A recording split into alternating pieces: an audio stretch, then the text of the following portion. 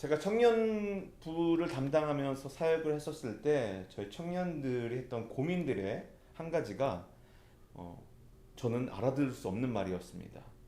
뭐였냐면은 워라벨이라는 단어였어요.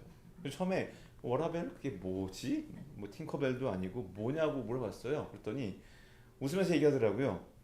워킹과 라이프의 밸런스를 찾는 거라는 거예요. 그래서 직장 생활을 하거나 자기 일의 비즈니스를 하는 것도 좋지만 자기 인생에서 행복과 만족을 누릴 만한 자기만의 라이프의 밸류를 찾는 것이 중요하다. 그래서 이 밸런스를 중요하게 생각한다고 하더라고요. 그래서 이 워크와 그 라이프의 그 밸런스 뭐라면 아직도 저한테는 익숙하지 않은 말입니다. 그런데 여러분 이 워라밸이라는 단어가 요즘 많이 쓰이고 있어요. 이 현대 사람들에게 아주 많이 통하는 단어이기도 하고 흔히 말하는 그 MZ 세대 그렇죠? MZ 세대에게는 더 많이 이야기합니다. 특별히 직원을 구하는 또 이 소상공인이나 스몰 비즈니스 하시는 분들에게는 또 이것이 되게 크게 작용을 합니다. 우리 형편에서 많은 복지 혜택을 줄 수 없는데 하지만 우리가 같이 사업이 커가면서 만약 잘 되면은 더 잘하고 싶은 마음이 있는데 이게 잘 안 되는 거예요. 서로가 가지고 있는 그 밸런스의 레벨이 좀 다르기 때문에 그런 것 같습니다. 그런데 우리 세대는요, 저나 저희 부모 세대는 워라밸이 없었습니다. 무조건 일만 했어요. 그래서 일만 하다가 인생을 놓쳤다라는 요즘에 노년의 분들의 인터뷰하는 장면을 잠깐 보면요. 묻습니다. 만약에 20대로 돌아가면 어떤 걸 하시겠어요? 그랬을 때, 그때 내가 놓쳤던 사랑을 하고 싶습니다. 그때 내가 놓쳤던 무언가를 하고 싶습니다. 이제 나 자신을 위해서 살아야 되는데 이미 나 너무 늦어버렸어요. 이런 말을 하는 거예요. 자, 보세요. 어떤 분들은 일을 열심히 해야 된다. 일을 하고 시간을 보냈던 노인분들은 아니다. 일하는 것도 중요하지만 정말 중요한 것은 그때마다 추구해야 될 가치를 잘 쫓아가서 살라 이겁니다. 그런 말 들을 때면요. 요즘에 젊은 친구들은 더 힘을 얻어요. 봐요. 이래서 우리는 일도 좋지만 적당히 놀아야 돼요. 그런데 이 워라밸이라는 단어 이전에 몇 년 전에 유행했던 한 무리들이 있어요. 욜로족이라고 있습니다. 들어보셨나요? 욜로. You only live once. 그래가지고 YOLO 욜로족이래요. 저는 사실 오렌지족이라는 단어에 더 익숙하거든요. 세대가. 근데 욜로족은 뭐냐면요. 인생은 한 번뿐이니까 지금 즐기자는 겁니다. 그래서 이 사람들이 열심히 인생을 즐겨요. 일을 조금 하고 또 코비드를 겪으면서 일할 수 없는 환경도 안 되고 또 정부에서 주는 어떤 지원책들이 있으니까 내가 지금 행복하자라는 마음으로 열심히 즐깁니다. 그런데 최근 들어서 한국 온라인 커뮤니티에 이런 글이 있어요. 욜로 하다가 통장이 텅장됐다. 일하지 않으니까 텅텅 빈 통장을 보면서 어느덧 이 사람들은 위기의식을 느끼는 거예요. 큰일 났다. 후회한다. 여러분 너무 극단적이지 않습니까? 누군가는 열심히 일해서 노년에 되어서 자기 젊은 날을 후회하고요. 젊은 친구들은 그래서 놀다가 시간을 보내다 보니까 돈이 없어서 인생을 망했다라고 이야기를 합니다. 이게 밸런스가 무너지면 이렇게 됩니다, 항상. 근데 이 신앙생활에서도 이게 동일하게 나타난다는 거예요. 어떤 이들은 오직 믿음만 하늘나라만 바라보다가 이 땅에서 해야 될 책임을 외면해 버립니다. 세상은 나그네 길이니까 이러면서 열심히 뭐 혼자 살아요. 때로는 아내도 남편도 자녀들도 부모들도 다 내팽개쳐요. 어차피 내가 구원받는 게 중요하니까. 근데 반대로 어떤 사람들은요 너무 현실적으로요. 내가 열심히 살아야 돼. 하나님께 주신 직분이 있고 하나님께 주신 나의 탤런트가 있고 그러니까 열심히 삽니다. 성공해서 하나님께 영광 돌려야 돼. 나에게 주신 물질을 나눠줘야 돼. 이러면서 열심히 살아요. 근데 둘 다 문제가 있다는 거죠. 특별히 요즘 세상에서 코로나 이후 겪는 많은 문제 중에 성도분들 중에 신앙은 결국은 하나님과 나와의 관계가 중요하다 하면서 개인적인 관계에만 초점을 맞추다 보니 교회 공동체 속에 안 들어가려고 해요. 그리고 자꾸 그 속에 가면은 내가 상처를 받기도 두렵고 때로는 나의 모습 때문에 누군가에게 안 좋은 영향을 끼칠까봐 미리 겁먹고 그래서 교회 공동체 생활을 하기보다는 온라인으로 예배를 드리면서 가만히 예배를 드립니다. 그리고 묵상하고 기도를 해요. 그런데 문제는 이런 삶이 과연 예수님께서 우리에게 말씀하셨던 삶일까라는 거예요. 만약에 그랬다면은 예수님께서 제자들을 이끌고 어떤 삶을 사셨을까요? 차라리 어딘가다가 땅을 좀 사놓고선 야 우리끼리 잘 살아보자. 여기서만 있으면 돼. 저 세상은 어둡고 힘든 곳이니까 여기서 말씀대로 잘 살면 돼. 순종하면 돼. 예수님 또 능력도 있잖아요. 그렇죠? 막 물을 포도주로 바꿨어요. 그것도 아주 좋은. 몇 번 왔다 갔다 하면은 돈이 좀 모이겠죠. 뭐 오병이어 물고기와 빵으로 막 수천 명 먹이잖아요. 그 정도 능력이면은 예수님한테 그 큰 땅과 집을 사서 제자들과 믿음의 공동체를 따로 만드는 것이 어려운 일은 아니었을 거예요. 근데 예수님은 그렇게 하지 않으셨다는 거예요. 예수님은 제자들과 무리들을 이끌고 이 동네 저 동네 다니면서 때로는 누군가의 집에 들어가서 식사를 하시고 때로는 그곳에 있는 회당, 예배당에 가서 예배했을 때도 있었어요. 예수님은 극단적인 삶을 살라고 말씀하지 않으셨어요. 분명히 그 안에 균형을 맞추라는 교훈이 있는데 바로 그 교훈을 오늘 이 말씀에서 찾아볼 수 있었던 겁니다. 예수님께서 진단하신 오늘 이 부자 청년의 모습은요, 밸런스가 좀 안 맞는 것 같아요. 하나씩 볼까요? 하나님을 향해 열심히 있는 친구였어요. 예수님께서 계명을 잘 지키라 했더니 자기는 모든 계명을 다 지켰대요. 얼마나 열심히 살았을까요? 아무리 목사인 저도요, 하나님의 말씀대로 100% 순종하며 살기 어렵거든요. 누가 저한테 와서 목사님 창세기부터 요한계시록까지 다 아세요? 아니요. 오늘 제가 성경 공부를 인도할 때도 어느 부분은 제가 자신 있게 말할 수가 없었어요. 왜냐면 저도 그 부분에 대해서 확실하지 않기 때문에 저도 사람이에요. 몰라요. 그런데 이 사람은 감히 예수님 옆에서 당당히 얘기하는 거예요. 저 다 했어요. 뭐 용감한 건지 무식한 건지 모르겠습니다. 근데 얘기하는 거예요. 그럴 때 예수님께서 뭐라 그러죠? 그러면은 이제 너 있는 거 다 팔아라. 예수님의 방법이 좀 극단적인 것 같이 보이지만 왜냐면은 이 형제가 이 청년이 가진 말과 행동이 너무 극단적이기 때문에 예수님께서는 이 친구에게 극단적인 처방을 좀 내리신 것 같아요. 밸런스를 맞추지 않고 살고 있는 이 청년에게 이봐 그렇게 살면 안 돼 라고 말씀하시는 것 같습니다. 자, 한번 그 말씀을 하나씩 좀 지켜보면서 깊게 들어가 봤으면 좋겠습니다. 제일 먼저 저는 오늘 말씀을 통해서 여러분께 이렇게 질문하고 싶습니다. 신앙의 밸런스를 맞추고 싶으십니까? 그렇다면 이 세 가지 질문으로 스스로에게 점검해 보십시오. 첫 번째로 혹시 여러분 위에만 쳐다보고 계십니까? 위만요. 수직적인 거예요. 하나님만 바라본다는 거예요. 자, 마태복음 19장 16절에서 선생님 예수님께 물어봅니다. 내가 어떤 선한 일을 해야 영생을 얻을 수 있겠습니까? 라고 물어봐요. 이 질문은 이 부자 청년이 예수님께 던진 것인데 사실은 우리에게 똑같은 질문이 있어요.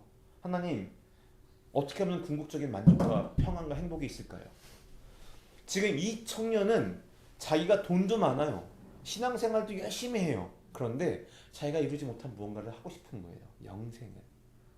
좀 달라는 거예요. 얻을 수 있는 방법을 알려달라는 거예요. 근데 여러분의 그 기도를 한번 생각해 볼까요? 오늘부터 일주일 전까지 한번 생각해 보세요. 여러분이 하나님께 무엇을 구했습니까? 여러분이 할 수 있는 것을 구했어요? 아니면 할 수 없는 걸 구했어요? 여러분이 할 수 없는 걸 구해요. 여러분 만약에 아침에 아이들을 데리고 학교에다 드랍을 해야 돼요. 하나님 저 운전 좀 잘하게 해주세요. 못하겠어요. 무서워요. 두려워요. 이거 기도하십니까? 안 하죠. 왜요? 잘하시잖아요 운전. 꼭 길 건너가지고 아이들 드랍해주는 거 어렵지 않잖아요 여러분한테. 그렇죠? 그럼 기도 안 해요. 그럼 뭘 기도해요? 우리 남편이 말이 안 통해요. 말 좀 통하게 해주세요. 그럼 뭐죠? 뭐 저 사람이 변하든지 내가 변하든지 하나님 이 답이 없는 이 상황에서 내가 못하니까 좀 도와주세요 하던 거잖아요. 하나님 우리 딸이 또 말을 안 들어요. 저 어떡하죠? 왜요? 왜 기도해요? 내가 못하는 거잖아요. 오늘 이 부자 청년도 똑같은 거예요. 자기가 하나님을 알기 때문에 예수님을 알기 때문에 영생이라는 궁극적인 목표, 자기가 이룰 수 없는 것을 예수님께 부탁하는 거예요. 상당히 동기가 좋아 보여요. 왜냐면은 예수님께 물어보잖아요. 우리가 기도하잖아요. 예수님의 이름으로. 비슷한 맥락으로 볼 수 있어요. 그런데 그가 그것을 선한 일로 영생을 얻을 수 있다고 물어봐요. 19절 16절 이렇게 말하고 있습니다. 선생님, 내가 어떤 선한 일을 해야 영생 얻을 수 있습니까? 여기서 우리와의 기도와 약간 다르다는 걸 알 수 있는 거예요. 자기가 어떻게든 얻어내겠다는 거예요. 누구한테? 하나님께. 여기서부터 우리가 알고 있는 기도와 신앙에서 약간 멀어지죠. 이 친구는요. 그러면서 그는 하나님과의 관계, 이 수직적인 신앙의 열심에만 집중하고 주변 사람들 어떻게 돌아보는 것도 신경 안 쓰겠다 이거예요. 내가 원하는 것은 영생이에요. 영생을 위해서 나는 무조건 선한 일을 하겠다 이거예요. 이 사람의 목적은 상당히 자기 중심적이에요. 내가 원하는 걸 얻기 위해서 선한 일을 하는 거예요. 그러니까 선한 일을 하는 것 자체가 이 사람의 믿음 생활이 자기가 얻어야 될 상급에, 자기가 얻어야 될 보상의 목적이 있다는 거죠. 그리고 그 보상의 대상을 하나님께 두고 있는 거예요. 그래서 예수님은 그에게 율법을 지키라고 말씀하시면서 얘기를 하죠. 뭐라고 얘기하죠? 한번 볼까요? 자, 네가 그래 알겠어. 그랬구나. 선한 일 했구나. 그러면 이제 계명 좀 지켜. 그랬더니 예수께서 예수의 말에 이 청년이 얘기합니다. 어떤 계명을 지키라고요? 해요. 그러니까 예수님께서 말하죠. 살인하지 말라, 간음하지 말라, 도둑질하지 말라, 거짓 증언하지 말라, 부모 교육하라, 내 이웃을 내 몸과 같이 사랑하라. 여러분 이게 어디서 나온 내용이죠? 십계명입니다. 근데 여러분 예수님께서 지금 이 청년에게 해주는 이 대답에 엄청난 답이 있어요. 십계명에서 1계명부터 4계명까지는 우리가 하나님께 대한 의무와 지켜야 될 법이고 5계명부터 10계명까지는 우리가 옆 사람들과 어떻게 사랑하면 살아야 될지 바로 오늘 예수께서 하신 이 말씀이라는 거예요. 즉 이 부자 청년에는 예수의 눈에 봤을 때 야 너는 네 복만 챙기려고 하고 있구나 지금 너가 하나님을 잘 섬기고 주일 성수를 하고 11조도 드리고 하나님의 일을 거룩히 여기지 다 지켰어요. 근데 예수 눈에 지키지 않은 계명이 무엇이냐? 바로 야 너가 지금 너의 이웃을 사랑하는 걸 지금 못하고 있는데 어떻게 영생을 논하겠니? 하지만 이 부자 청년은요 마지막 시험 앞에서 움찔합니다. 한번 볼까요? 부자 청년에게 말해요. 야 이걸 다 지켰대요. 근데 이 청년이 내 몸같이 사랑하래요. 그러니까 예수님께서 야 네 이웃을 내 몸같이 사랑하라 했더니 청년이 제가 다 지켰습니다. 20절이에요. 이 모든 것을 제가 다 지켰습니다. 제가 무엇이 아직 더 부족합니까? 라고 얘기하는 거예요. 예수님께서 이제 여기서 태클을 거시죠. 뭐라고요? 네가 완전해지고자 한다면, 네가 원하는 것처럼 완벽하게 하나님 말씀에 순종한다면은 네가 가진 재산을 다 팔아서 가난한 사람에게 주어라. 예수님이 이 친구의 약점을 딱 치시는 것 같아요. 그러자 청년은 이 말을 듣고 슬픔에 잠겨 돌아갑니다. 그는 굉장한 부자였기 때문에 그래요. 그러니까 이 친구는 이런 신앙의 사람은요, 하나님, 나, 복, 내가 잘 사는 것 이거밖에 없어요. 내가 하나님 잘 믿는 것, 내가 복 받는 거예요. 그런데 마태복음 19장 21절에서 예수께서 이 말씀하신 거, 야 네가 가진 거 다 나눠주어라. 왜 이렇게 얘기했을까요? 예수님은 이 친구 마음속에 마음의 중심을 확인하고 싶으셨던 것 같아요. 야 정말 너 사랑하는 거 맞아? 너가 이렇게 하나님만 바라본다고 고개를 꼿꼿이 들고 주님 내가 다 했습니다 외치고 있지만 정말 네 마음속에 그게 맞아?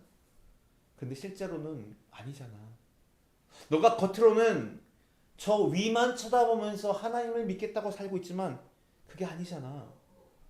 영적인 열심은 충만하고 교회를 열심히 다니고 막 신앙생활 잘한다고 하지만 너의 그 믿음이 사랑의 삶으로 나타나지 않는다면 그거는 문제가 있단다는 거예요. 예배는 빠지지 않고 드려요. 막 회사 가서도 밥 먹을 때 확 버릇이 기도합니다. 사실 저도 목사이기 때문에 아이들에게 신앙교육 시키기 위해서 항상 식사하기 전에 감사기도를 하라고 가르칩니다. 심지어 학교에 가서도 얘들아 밥 먹기 전에 감사하고 먹어. 아이들이 하는지 안 하는지 잘 모르겠어요. 근데 그런 말을 할 때가 더 무서운 건요. 이 아이들이 기도에 행동은 하지만 진짜 마음에 감사가 없으면 어떡하지라는 두려움이 생겨요. 근데 오늘 이 부자 청년도 그런 마음이 아닌가 싶어요. 자기는 기도도 열심히 했습니다. 부자가 되었어요. 그러니까 시간이 많죠. 부자가 되다 보니까 자기가 할 수 있는 시간이 많아요. 그러니까 기도하기도 쉽습니다. 여러분 아셔야 될 게 예수님 이 시대 당시 이 이스라엘 사람들은요 가난한 사람들이 많았어요. 아니면 부자예요. 부자는 상인이에요. 혹은 종교 지도자들 세금을 걷어서 보통 사람들은 대부분 가난한 사람들이 많았습니다. 근데 이 사람은 부자였다는 거예요. 그럼 예수님 눈에는 지금 뭐가 보일까요? 네 눈에 지금 저렇게 가난한 과부가 보이지 않니? 네 눈에 저기 지금 너무 불쌍해 보이는 고아들이 보이지 않니? 근데 그들이 나한테 왔을 때 내가 그들한테 해준 게 뭔지 알아? 그들의 아픈 곳을 만져주고 그들의 상처를 치유해주고 그들의 배고픔을 치유해줬단다. 이것이 하나님의 방법인데 너는 과연 나누었니라는 거예요.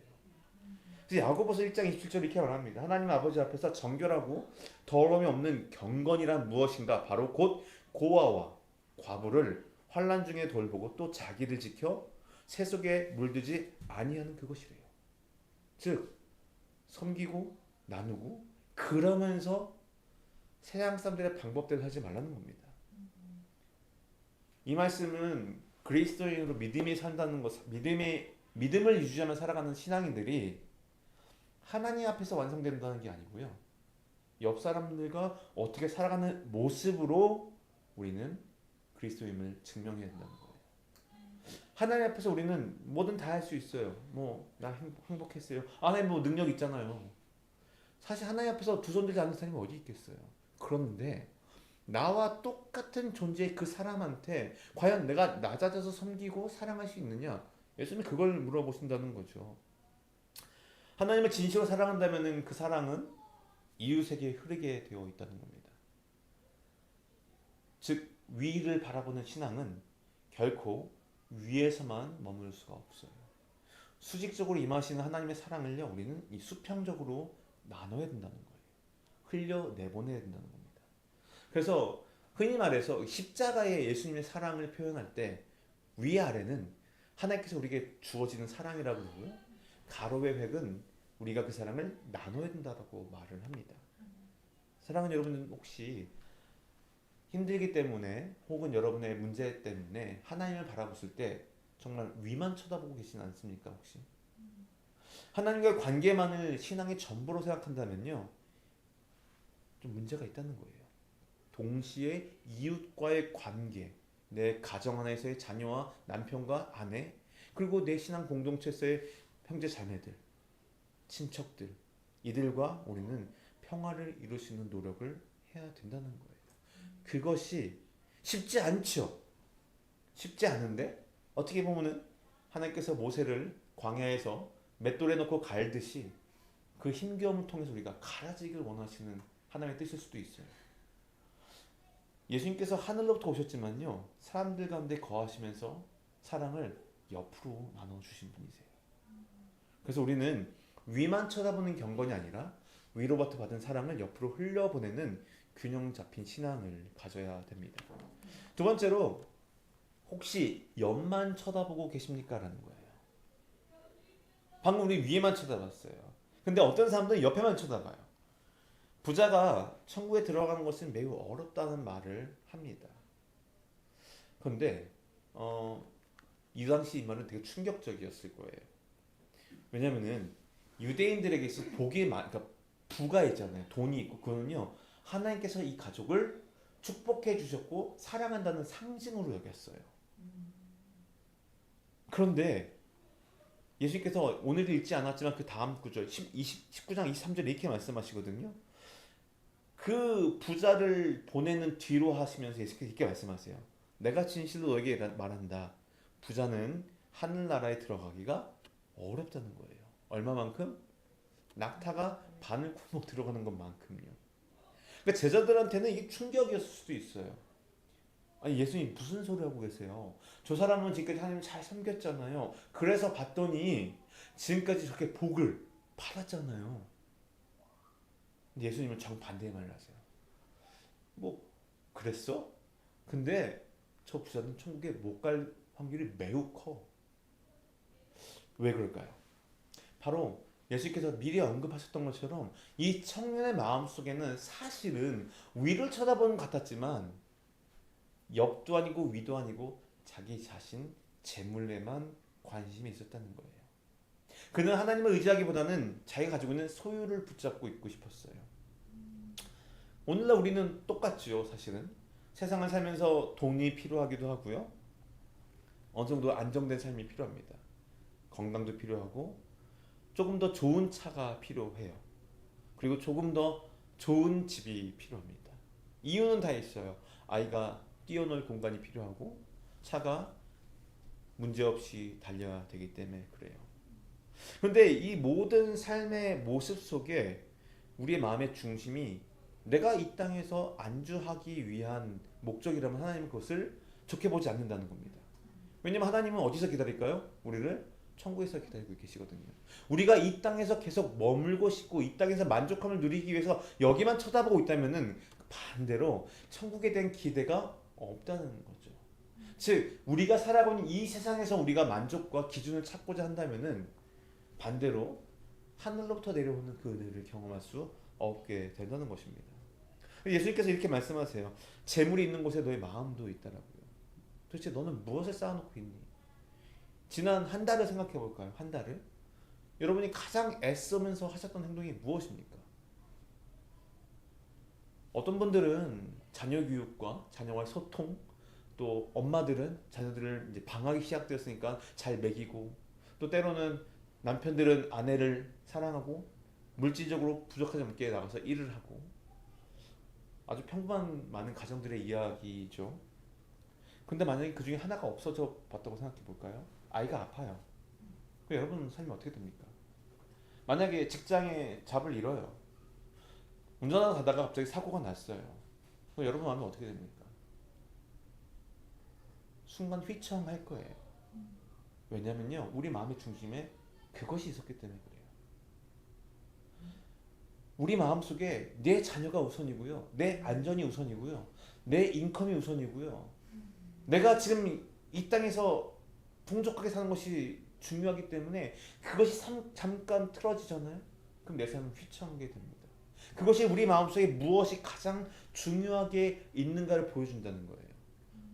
그래서 오늘 부자 청년이 그렇게 슬퍼하면서 떠난 거예요. 야, 네가 가진 거 다 팔아서 가난한 사람한테 주어라. 그리고 나를 따라. 그런데 잘 보세요. 예수님은 생명이시고 진리와 길이신 분이에요. 예수님께 가는 것은 그가 원했던 영생을 얻는 방법인데 예수님께서 영생을 주는 법을 가르쳐 주는 거예요. 나한테 오면 돼. 그런데 어떡하죠? 안 선택해요. 재물을 선택한다는 거예요. 그의 믿음은 가짜였다는 거죠. 그렇다면 우리가 정말로 이 청년보다 낫다라고 말할 수 있냐는 거예요. 이런 질문 우리가 종종 하면서 스스로 돌아볼 필요가 있죠. 우리는 하나님 뜻보다는 사람의 평가를 더 중요시 여길 때가 있어요. 내 아이들에게 때론 나의 연약한 모습 때문에 상처 주는 말 할 때가 있습니다. 저도 있어요. 일주일 지나면 아이들이 저한테 말을 할 때가 있어요. 아빠 그렇게 얘기해서 싫었어요. 그럴 때 순간 핑계를 대고 싶어요. 야, 아빠 이유가 있었던 거야. 어저께 저희 아이들이 오렌지를 먹습니다. 아내가 오렌지를 까놨어요. 저도 먹으러 갔더니 세상에 없더라고요. 애들이 막 그냥 뭐 개눈감치도 먹더라고요. 그래서 제가 이렇게 조금 이렇게 제 손톱만한 피스 하나를 그 쪼가리를 한번 먹었어요. 너무 달더라고요. 근데 그래 여기까지 먹어야지 아빠니까 이랬어요. 근데 이거 속으로만 얘기했습니다. 근데 제 큰아들이 와서 얘기합니다. 아빠 맛있어요? 응 그래 맛있었어 라고 얘기를 했어요. 그러자 제 아들이 얘기합니다. 아빠 저는 아빠 그렇게 얘기하기 싫어요. 왜? 아빠가 진짜 맛있어 얘기한 게 아니라 그냥 내가 물어봤으니까 대충 맛있다고 대답해 주는 것 같아요. 아빠가 매번 그렇게 얘기할 때만 나는 아빠가 진짜로 얘기하는 것 같지 않아서 싫어요. 근데 제 마음이 솔직한 마음이 뭔지 아세요? 야 맛도 느낄 만큼 먹지도 못했어. 니들 주느라고 야 내 입에 들어간 건 없었어 라고 얘기하고 싶었지만 아빠 진심이었어. 조금밖에 못 먹었지만 너무 맛있었고 아빠는 그냥 말 그대로 맛있었게 얘기한 거야. 로이가 그렇게 얘기했으면은 아빠가 다음엔 조금 더 풍성하게 리액션 할게 라고 얘기를 했습니다. 그때 제 마음이 이게 뭐지? 근데 그 순간 제가 하나님을 생각하게 됐어요. 하나님 나를 어떻게 보실까? 때로는 내가 조금 싫으면 싫다고 내색을 하고 좋다고 내색을 하고 이 하루에도 왔다 갔다 하는 내 마음의 중심을 보시면서 하나님께서 어떻게 보실까? 영훈아, 나는 너가 그렇지 않았으면 좋겠어. 내가 너한테 이미 많은 걸 줬고 내가 너와 함께하고 있는데 이제는 주변 사람들의 기준 때문에 너가 위축되거나 중뜨지 말고 그냥 나 때문에 웃었으면 좋겠어 라고 말씀하시는 것 같더라고요. 여러분 어떠세요? 때로는 우리가 성경도 읽고 기도도 합니다. 그런데 유튜브 쇼츠 하나 더 보고요. 때로는 뭐 주식세도 한번 보고 이런 것에 더 익숙할 때가 있어요. 왜냐면 내 마음이 자꾸 내가 있는 이 세상에서 어떻게 살아가고 있는지 중요하거든요. 교회에서도 봉사를 하면서 은근히 신경 씁니다. 제가 이제 교육부 사역을 많이 했기 때문에 VBS를 할 때마다 이 데코레이션을 하면요 전쟁이 일어나요. 데코레이션 할 때 보면은 이제 중고등부 아이들이 발런티어로서 도와주기도 하지만 청년들이나 교회 자매님들이 와서 하실 때가 있어요. 뽐내기 장이 됩니다. 제가 교회에 있어 사역을 할 때 몇 번 봤어요. 근데 어떨 때는 또 어떤 분들은 너무 조화롭게 행복하게 해요. 이 차이가 뭐냐면은 어떤 분들은 이 작은 일을 통해서 인정받고 싶고 칭찬받고 싶은 거예요. 어떤 분들은 그냥 행복한 거에 마냥. 우리는 어떤 마음을 가지고 사냐 이거죠. 커피 한 잔 타줬어요 남편에게. 그럼 남편이 대답을 안 해요. 물어봅니다. 맛있었어? 왜 맛있어 얘기 안 했어? 맛있었어요 여보. 왜 내가 물어보니까 말하는 거야?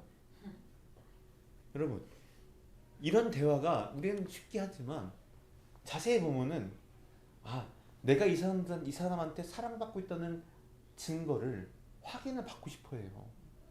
사랑뿐만 아니라 자녀들한테도요 교육시켜요. 밥 먹고 와서 어떻게 하지 얘들아? 잘 먹었습니다. 인사해야 되죠. 이거 어느 가정에 다 마찬가지일 거예요. 저희도 그렇고요.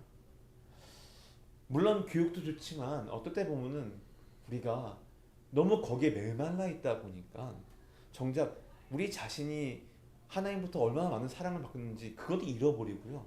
다른 것에서부터 만족을 얻고 싶어 한다는 것입니다. 즉 옆에만 쳐다보면서 살면 안 된다는 거예요. 이 땅의 성공이나 세상의 안정, 또 내가 느끼는 그 안정감과 인정, 이 시선에 너무 사로잡히지 마시고 신앙의 중심을 하나님께 맞췄으면 좋겠어요. 전도서라는 성경이 이렇게 얘기합니다.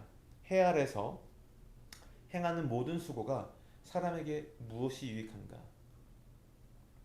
해 아래서 모든 것이 헛되어 바람을 잡으려는 것 같다. 간단하게 얘기하면요, 죽을 때가 되면은 아무것도 소용없다는 거예요. 지난날의 화려한 영광들, 그 사랑들, 지나가면 아무것도 아니죠. 그렇기 때문에 영생을 주시는 영원한 하나님께 우리가 조금 더 집중을 해야 되지 않을까. 우리의 밸런스를 옆이 아닌 위로 잘 균형이 맞춰지면 될 것 같아요. 자, 마지막으로 여러분 이 질문 드립니다. 혹시 혼자 걷고 있나요? 밸런스를 맞춰야 되는 우리 인생 속에서 저는 이 질문을 여러분께 드리고 싶어요. 혹시 혼자 걷고 있다고 생각하십니까? 다시 말하면 여러분 외로우십니까? 이 부자 청년과 예수님의 대화를 끝으로 제자 한 명이 마태복음 19장 27절에 이렇게 물어봅니다. 베드로예요. 선생님, 예수님, 근데요, 우리는요? 지금 저 청년은요, 그러니까 그냥 갔어요. 근데 우리는 가정과 모든 직을 버리고 다 예수님을 따랐잖아요. 그러면은 저는 무엇을 얻을 수 있을까요? 라고 하는 거예요. 이것이 27절에 나와요. 저는 이걸 보면서 예수님 마음이 정말로 답답했을 것 같아요. 사실 부자 청년의 모습과 베드로를 포함한 예수님의 제자들의 모습은요, 정말 정반대예요. 청년은 많은 것을 가지고 있었지만 예수님을 따르지 못했고, 베드로와 제자들은 모든 것을 버렸지만 예수님을 따랐어요. 그런데 이 제자가 예수님께 묻는 거예요. 그럼 우리는 뭘 가질 수 있어요? 뭘 받을 수 있어요? 라고 하는 거예요. 예수님의 대답이 나오죠. 내가 진실로 너에게 말한다. 세상에서 인자가 자기 영광스러운 보좌와 쭉쭉쭉쭉쭉 엉뚱한 얘기를 하세요. 그러니까 뭐 그래 너 이렇게 했으니까 너 뭐 줄게 뭐 줄게 이게 아니라는 거예요. 예를 들면은 지금 대한민국의 대선이 끝났습니다. 새로운 대통령이 선출되었고 이제 새로운 내각이 구성될 거예요. 그 대통령과 함께 선거운동을 하며 지지했던 많은 리더들이 이제 요직에 들어가겠죠. 똑같아요. 베드로도 예수님께 예수님 이제 저는요 저도 무슨 한 자리 주셔야 되지 않겠어요? 근데 예수님께서 말씀하시는 거예요. 야 내가 진짜 얘기하는데 이 세상에서 인자가 자기 영광을 보지 않게 되면은 즉 마지막에 다시 되잖아. 나를 따르는 너희도 12 보좌에 앉아서 12지파를 심판할 것이야. 결국 나와 함께 천국에 있을 거야. 이 얘기를 하세요. 그런데 여기 나와요. 내 이름을 위해 집이나 형제나 부모나 자녀나 논밭을 버린 사람은 누구나 100배나 더 받을 것이며 영생을 물려받게 될 것이다. 그러나 먼저 된 사람이 나중되고 나중된 사람이 먼저 될 수도 있다. 마지막에 예수님께서 말을 확 꼬으세요. 이게 뭐야? 그럼 우리가 나중될 수도 있다는 거야? 그런데 저는 예수님의 이 말씀에 저는 이걸 보고 싶어요. 야, 내가 앞에 있는데 뭘 원해 자꾸 니네. 내가 지금 앞에 있잖아. 그리고 내가 너희를 사랑하잖아. 내가 너희를 내 제자라고 부르잖아. 왜 그거 몰라? 그러면서 근데 저 마지막 날에 너희도 내 앞에 있을 거야. 신앙은 정말로 여러분 혼자 가는 게 아닙니다. 사실은 외롭죠. 가끔가다 보면 말도 안 통하고요. 누군가에게 우리의 상황을 나의 상황을 이야기하면서 공감받을 수도 없을 때가 있어요. 때로는 가족에게도 좀 이렇게 무시당하거나 동의를 받지 못하고 되게 외로울 때가 있습니다. 그런데 여러분 되게 중요한 게 있어요. 예수님께서 이 부자 청년에게 하셨던 말씀 중에 물론 너의 가진 거 다 팔아 버리라고 했지만 예수께서 하신 마지막 말이 있습니다. 이 젊은 부자에게 하신 마지막 말씀 21절에 그리고 와서 나를 따르라는 거예요. 자, 예수님을 따라가는 거예요. 그러면은 우리는 혼자가 아니라는 겁니다. 예수님께서 우리에게 정말 하시고 싶었던 말씀은 나와 함께 가자예요. 너의 인생에서 가장 밸런스를 맞추기 좋은 거는요 바로 예수님과 함께 가는 것이다라고 말씀해 주고 계신다는 거예요. 믿음의 여정은 나 혼자 이를 악물고 막 산을 오르는 고독한 등산이 아닙니다. 하나님께서 우리에게 먼저 내밀어 주신 그 손을 잡고 하나님과 동행하는 은혜의 길이라는 거예요. 물론 그 은혜의 길이 사망의 음침한 골짜기 같을 수도 있습니다. 때로는 광야의 길일 수도 있습니다. 때로는 수많은 모욕과 고통과 아픔의 순간도 있을 수 있어요. 그러나 반대로 때로는 오병이어의 잔치가 벌었던 그 순간처럼 가나안의 혼인잔치에서 예수께서 물을 포도주로 바꿨던 그 잔치일 수도 있어요. 결코 힘든 길만은 아니라는 거예요. 공통적으로 하나님과 함께하는 은혜의 길이라는 것입니다. 신앙은요 철저히 하나님과 함께하는 동행입니다. 우리는 늘 스스로 하려고 합니다. 신앙생활도 어떻게든 내가 해보려고 정결하게 꾸준하게 해보려고. 제가 대학생 때 핸드폰만 갖고 다닐 때요 우리 이제 스몰 그룹 셀에서 제일 많이 유행했던 게 뭔지 아세요?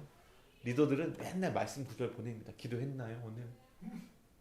새벽 기도할 때는요 같이 뭐 특별히 새벽 기도 하잖아요. 깨워줘요. 계속 알람 걸어주고 모니콜 해주고. 내가 혼자 못하니까 그런 거예요.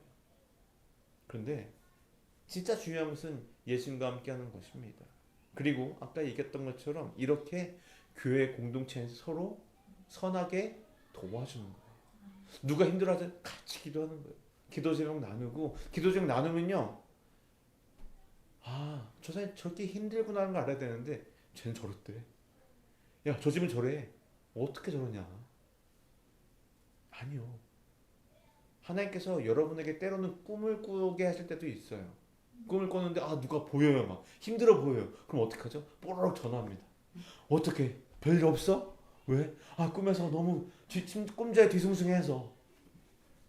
믿음의 사람이라면 그러지 마세요. 그 꿈을 꿨다면요, 하나님께 무릎을 꿇으세요. 하나님, 제가 왜 저 꿈을 꿨죠? 그 사람에 대한 꿈을 꿨죠? 혹시 그 사람에게 무슨 일이 있을까요? 하나님, 저 사람 지켜주세요. 저 어려움과 환난 속에서 지켜주세요. 기도하는 것이 우리 그리스도인의 모습입니다. 하나님과 동행은, 신앙은 믿음의 공동체에서 함께 해야 돼요. 사실은 아까 얘기했던 것처럼 그렇게 나 혼자만 옳다고 옳은 일을 통해서 영생 얻겠다고 이러는 게 아니라 지지고 볶든 우리 형제 자매들 함께 하는 것입니다. 그래서 아까 먼저 얘기했던 것처럼 집에서 예배드리는 분들도 있지만 우리의 발걸음을 옮겨 교회로 좀 나가야 돼요. 교회로 나간다는 것이 교회 건물 내 가서 헌금을 하고 막 이런 데서 행사를 하고 프로그램을 하고 이런 것이 아니라 나의 믿음을 함께 나눌 수 있는 사람들과 만나서 같이 기도하고 같이 교제하고 때로는 음식을 나누기도 하고요. 때로는 찬양을 하고 같이 말씀을 읽기도 합니다. 이렇게 하다 보면은 우리는 함께 자라게 되어 있어요.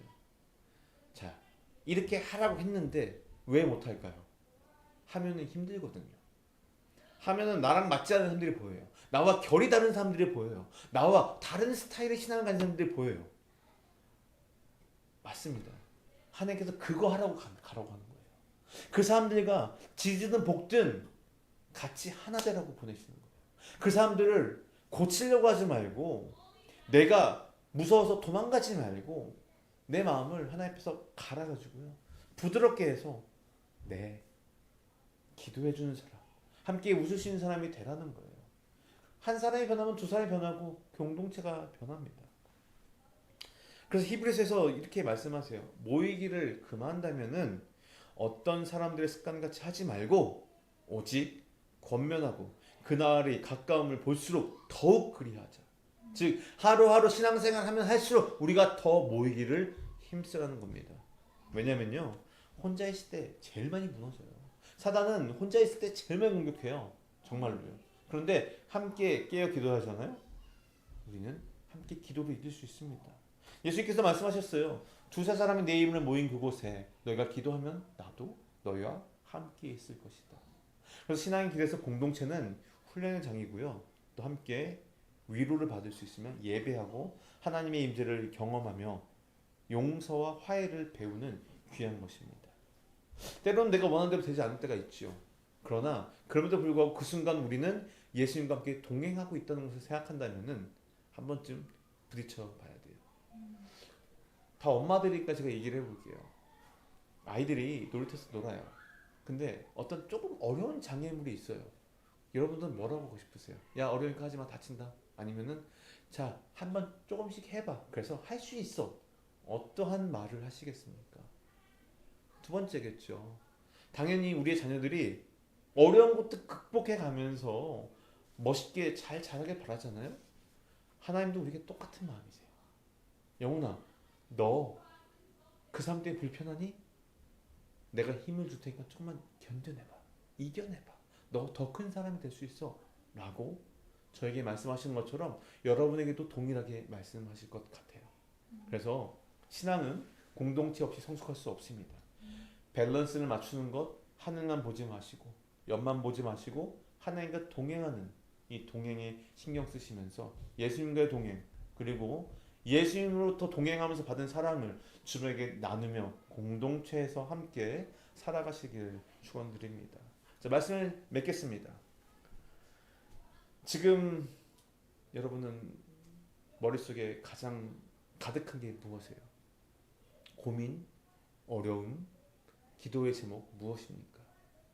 이 질문에 들어가기 전에 오늘 함께 나눈 이 마태복음 말씀이 우리에게 주는 궁극적인 질문이 아닐까 합니다. 세 가지. 하나님을 향한 예배가, 믿음이 이웃의 사랑으로 이루어지지 않는다면은 우리 신앙은 반쪽이에요. 그리고 두 번째로, 하나님 중심이 아닌 삶, 그것은 결국은 내가 원하는 삶, 그리고 그 끝은 결국은 허망하게 죽는 인간의 삶일 뿐이라는 거죠. 그리고 마지막으로, 신앙은 함께 걷는, 하나님과 함께하고 그 사랑으로 주변 믿음의 공동체 함께하는 동행이라는 것. 이 세 가지의 이 카테고리를 다시 한번 생각해 보시면서 여러분의 고민을 바라보십시오. 어떠십니까? 예수님이 부르시는 그 길은요, 균형 잡힌 믿음의 길입니다. 영성과 인격, 경건과 사랑, 하늘과 땅, 신앙과 현실, 믿음과 실천, 이거 다 하나님께서 다 사용하시는 방법들이에요. 그러나 하나님은 조화롭게, 질서 있게, 균형 이루기를 원하세요. 바쁜 하루를 살면서 하나님과 동행을 의식하시는 여러분이 되길 축복합니다. 그러려면은 잠시 멈출 필요가 있어요. 멈춰서 하나님께 묻는 짧은 기도를 하시고, 내가 먼저 행동과 말하기 전에 하나님께 물어보세요. 하나님, 이게 맞을까요? 나는 잘 모르니 길을 보여주시고 하나님께서 인도해 주십시오. 이 짧은 기도가 여러분의 삶에서 결코 혼자가 아닌 하나님과 동행하는 삶이라는 것을 다시 한번 리마인드 시켜주는 귀한 기도가 될 것입니다. 이 시간 우리가 이제 찬양하고 기도할 텐데, 오늘 짧게 기도하시면서, 기도할 때 오늘 말씀 생각하시면서 정말로 내가 어떻게 살아가고 있는지를 돌아보시는 여러분이 되기를 주님의 이름으로 축원드립니다.